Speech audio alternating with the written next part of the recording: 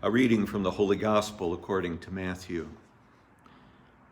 Jesus proposed another parable to his disciples.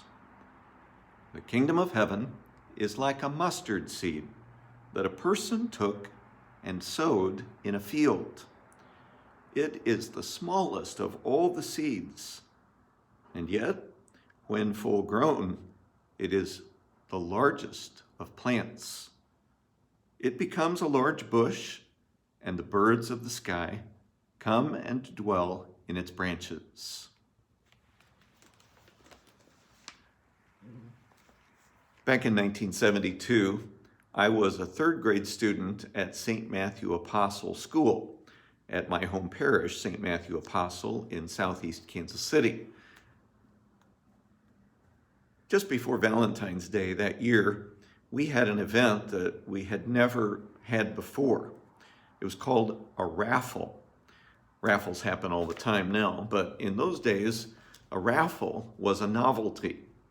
And we were all delighted with the opportunity to buy chances on something that we might actually win. The prize was a big cake. It was a professionally decorated cake shaped like a heart. It looked a foot tall when I was in third grade, and every kid wanted that cake. Chances, believe it or not, were 2 for 5 cents. And so, unbeknownst to me, lots of people bought many chances, but I just bought 2. They were 2 for a nickel. That's what I bought. On the big day, when the drawing happened, Sister Janet came over the speaker and she said, "Today is the day we're going to draw for the raffle. The winner of the cake. I'm about to call their name." So you could almost hear the drum roll. And after a long pause, Sister Janet said, "Will Greg Haskamp please come to the office?" I was astounded. I got up and I don't know how I made my way to the office. I was so nervous and overwhelmed.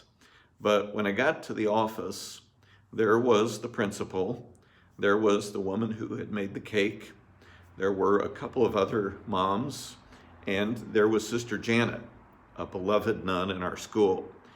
And Sister Janet said, "I've got to ask you, how many chances did you buy?" I just said, 2. She said, "I knew it was going to be somebody who only bought 2 chances." She was both delighted and somewhat frustrated because I think she had bought more than 2. But everybody celebrated the fact that a kid won who had just bought 2 chances. It only cost me a nickel, and it was a cake that came and went in the course of a couple of days. And it was 50 years ago, but I still remember those moments that seemed to be shining with grace and glory. As a third grader, it was one of those special moments in my life when I felt surrounded by care, I felt richly blessed, and I felt favored by God. It's funny, those are the moments that really stand out in my mind from my years at St. Matthew Apostle Grade School. I have tried to remember some of the bigger moments, but most of my memories are just the little things. Moments like that, moments that carried so much more than was happening on the surface. Shining moments of grace in which I knew I was cared for, I knew I was in the right place, and I think instinctively at some level, I knew God was in the midst.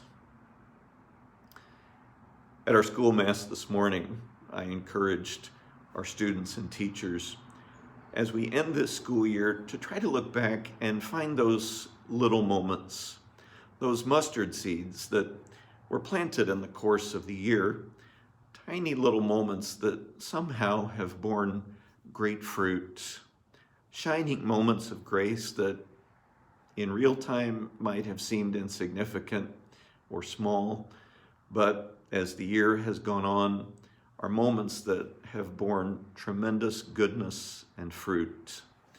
It's amazing how God only needs a little bit of time or just a small event to let us know you are special, you are dear, you are loved, you are mine.